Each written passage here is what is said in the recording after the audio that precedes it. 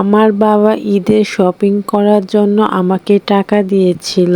Hello guys, this is my new another blog. Shopping করার কথা আমি একটু পরেই বলি। আমাকে অনেকেই বলতে পারেন স্কার্ফ কেমন করে পরেছে। আমি স্কার্ফ কোনোভাবেই পরতে পারি না, তারপরও যখন আমি রাস্তাঘাটে বের হই তখন আমি স্কার্ফ পরার চেষ্টা করি।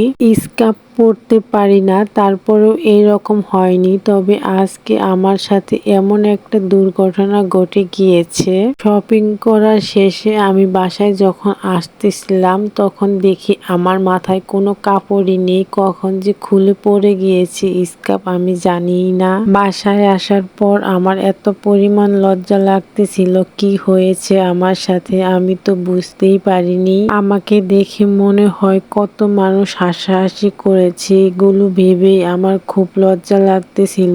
আমার বাবার জন্য এই পাঞ্জাবিটা আমি কিনে এনেছি। বাবা আমাকে শপিং করার টাকা দিয়েছিল, কিন্তু আমি শপিং করিনি। আমার বাবা মা কখনো ঈদের জন্য কোনো ড্রেস কিনে না। ঈদের সময় বাবা তো নামাজ পড়তে যায়, আমি তো আর কোথাও যাই না ঈদের পরে বা ঈদের আগে। আমি না কিনে আমার বাবাকে একটা পাঞ্জাবি কিনে দিয়েছি শুধু। হয়তো এই একটা পাঞ্জাবি কারো কাছে কিছু না। আমার খুব ইচ্ছে হয় যে আমি পরিবারের সবাইকে নিজে ইনকাম করে তারপর যদি ড্রেস কিনে দিতে পারতাম। আমি বলেছিলাম আমার মাকে আমি এই টাকা দিয়ে বাবাকে আমি কিছু একটা কিনে দিব ঈদের জন্য।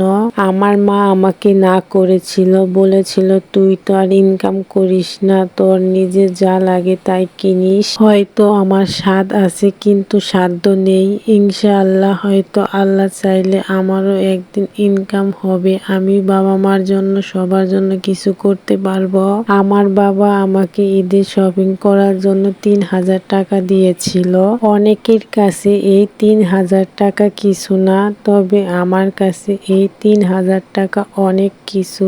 কারণ আমার বাবা কৃষি কাজ করে। এই 3000 টাকা ইনকাম করতে আমার বাবার কত যে ঘাম জড়াতে হয়েছে, সেই টাকা আমি জানি কতটাই কষ্টের। সবাই আমার জন্য দোয়া করবেন, আমি যেন পরের বছর আমার নিজের ইনকাম করা টাকা দিয়ে সবার জন্য ঈদের শপিং করতে পারি। আমার কেন জানি আজকে অনেক বেশি ভালো লাগতেছিল, কারণ আমি আমার বাবাকে ফার্স্ট টাইম কিছু একটা কিনে দিতে পারলাম। আমার জীবনে এখন আর কোনো ইচ্ছে নেই, শুধু একটাই ইচ্ছে, আমি যেন আমার বাবা মার মুখে হাসি ফোটাতে পারি। আমার ভিডিওটা তোমাদের ভালো লাগলে লাইক, কমেন্ট, শেয়ার, ফলো করে সবাই পাশে থাকবে। আল্লাহ হাফেজ।